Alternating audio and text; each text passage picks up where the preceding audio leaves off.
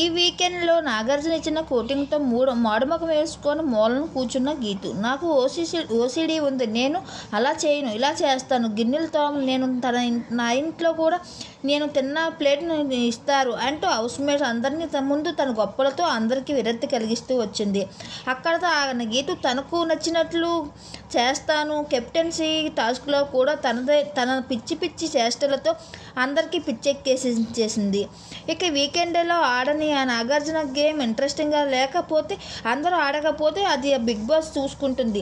మధ్యలో మీరు ఎవరు గేమ్ అని బాగా ఆడాలని ఉంటే ఇక్కడ దాకా రాదు అంటూ గీతకి గట్టిగా కౌంటర్ ఇచ్చేశాడు నాగార్జున. ఈ వీకెండ్ నాగార్జున ఇచ్చిన కౌంటర్కి మాడుమొఖం వేసుకొని పక్కన కూర్చుంది. అయితే హౌస్లో ఎలిమినేషన్ ఎవరైనా సరే అందరూ సాగనంపుతారు, కానీ అలా టైంలో కూడా గీతు సూర్య ఎలిమినేషన్ అయ్యి వెళ్ళిపోతుంటే దరిదాపుల్లో కూడా రాలేదు అని చెప్పవచ్చు గీతు.